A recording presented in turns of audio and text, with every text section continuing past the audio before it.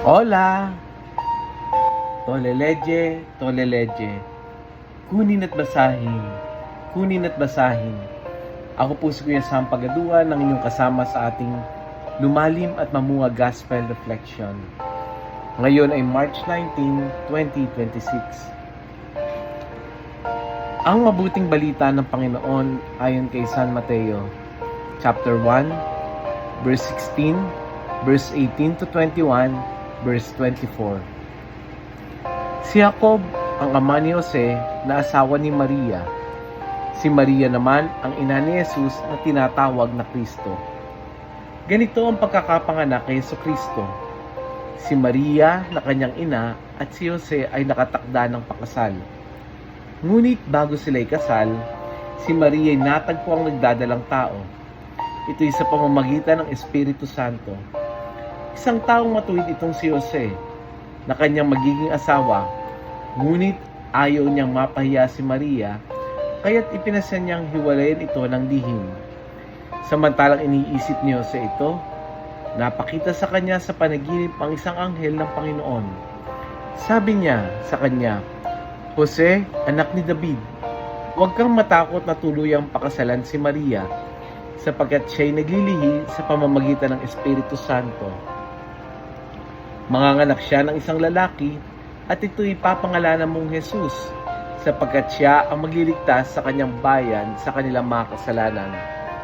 Nang magising si Jose, sinunod niya ang utos ng anghel, ang mabuting balita ng Panginoon.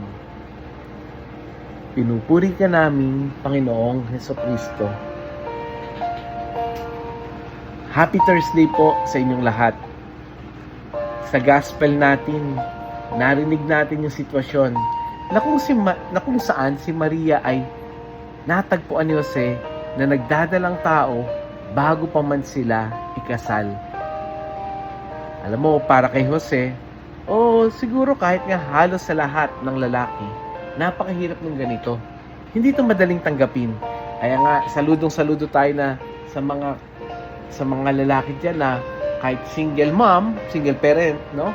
Tinatanggap. Pero balik tayo sa context natin.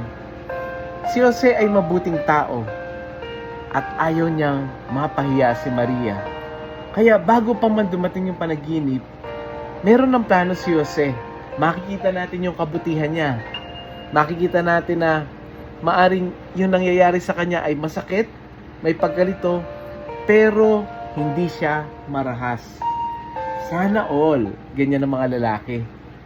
No? At habang iniisip niya ito, nahiwalay na lang niya si Maria para hindi mapahiya si Maria, no? Ay doon dumating yung mensahe ng Diyos sa pamamagitan ng panaginip. Anong sabi sa kanya ng anghel? Huwag kang matakot na pakasalan si Maria. Napakaganda ng katauhan ni Jose. Dahil wala siyang maraming salita sa gospel. Wala tayong maririnig na mahabang paliwanag tungkol sa kanya. Pero ang kanyang lakas ay nasa tahimik na pagsunod. Pagkagising ni Jose, ginawa niya ang iniuutos ng anghel. Iyon agad. Walang debate, walang kondisyon, walang paano mangyayari yon, walang masyadong detalye, pero sumunod siya agad. My dear listeners, minsan ganito rin yung hamon sa atin. Sa totoo, hindi lahat ng ipinapagawa ng Diyos ay malinaw agad.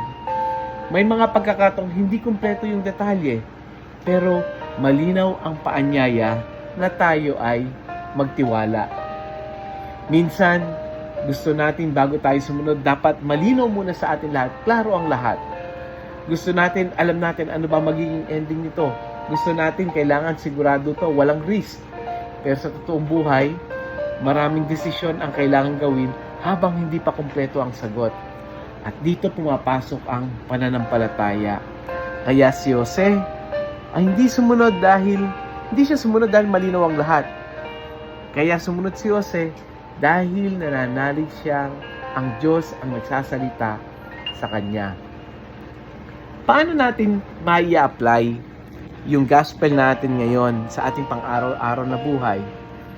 Number 1, baka meron ka ng matagal na gustong ituloy pero napakatagal mo nang gustong ipagpaliban dahil hindi malinaw ang lahat. Advice, baka itong gospel na to, gawin mo muna kahit small step tungkol sa bagay na iyon and let us see kung saan ito aabot. Hindi lagi kailangan kompleto o sigurado bago kumilos. Minsan, sapat na ang sumunod sa tamang hakbang. Pangalawa, kung may sitwasyon kang hindi maintindihan, maganda yung paalala sa atin ng gospel ngayon. Huwag agad mag-react. Manahimik muna at manalangin. Lalong-lalo na kung ikaw ay galit na galit. Nako, tahimik na lang muna. At pangatlo, pahalagahan natin yung tahimik na kabutihan. Hindi lahat ng mabuting ginagawa ay kailangan makita ng marami. May mga tahimik na doon natin may makikita yung katapatan ng Diyos. Let us pray. Lord, tulungan mo akong maging tulad ni Saint Joseph. Tahimik pero matatag, mapagpakumbaba, ngunit handang sumunod. Kapag hindi malinaw yung landas namin, bigyan mo ako ng pusong marunong magtiwala. Kapag marami kami masyadong tanong sa buhay, turuan mo kaming manatiling bukas sa iyong kalooban.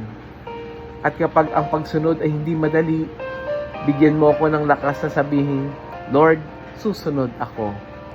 Amen.